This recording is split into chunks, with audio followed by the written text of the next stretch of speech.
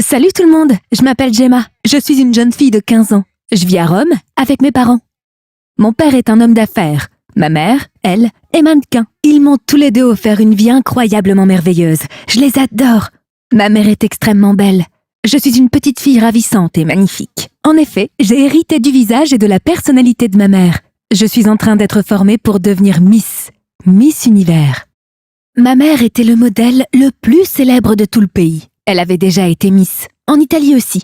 Elle était excessivement belle. Sa beauté ne connaissait pas de limite. Ses cheveux noirs, ses yeux bleus séduisants, ses lèvres bouffies en forme de cœur, son teint bruni, sa voix sucrée, et dans l'ensemble, une personnalité sculptée. C'était une femme agréable, j'ai hérité de sa beauté. Et même plus que cela.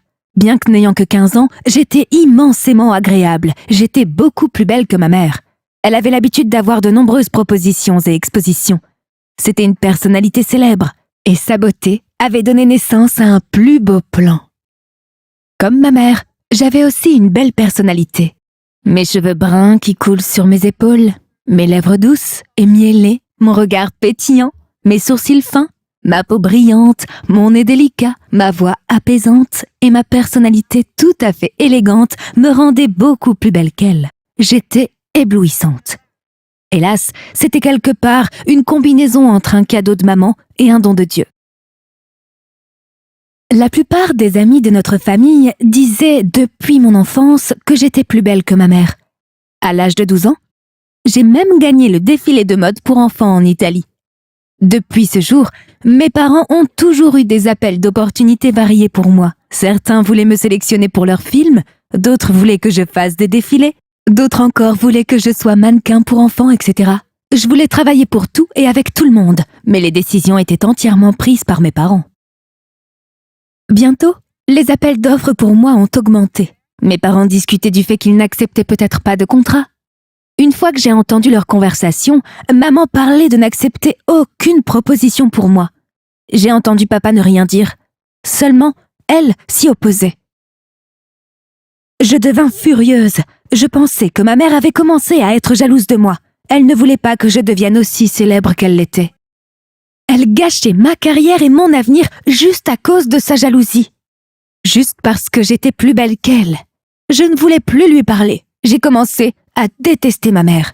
C'était une femme jalouse et méchante. Que peut penser de plus l'esprit d'un enfant? J'ai alors commencé à tout voir à travers le même cadre de sa jalousie.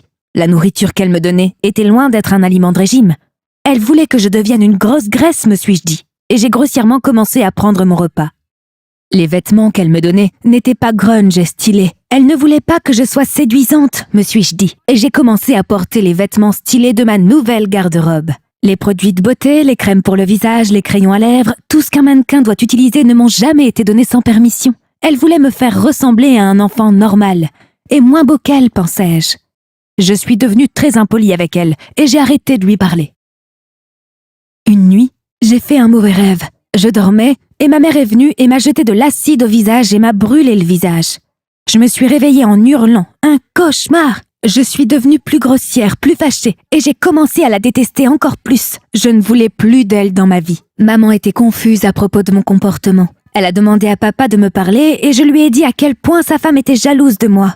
Il se sentait très mal à l'aise à cause de la façon dont je parlais de ma mère. Il m'a rapproché de lui et m'a dit à quel point maman était possessive et ambitieuse. Elle avait décidé de tout pour sa carrière.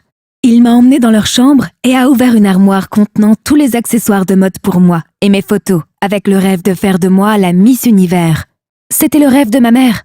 Tous les défilés, toutes les offres ont été rejetées pour les 2 années suivantes parce qu'elle voulait que je m'instruise et voulait me former pour les défis à venir.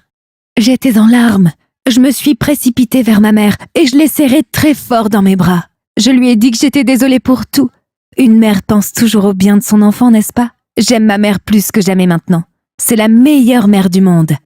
Elle me forme pour les grands défis à venir et je termine mes études aussi. Vos parents pensent et font toujours ce qu'il y a de mieux pour vous. Ne les jugez pas.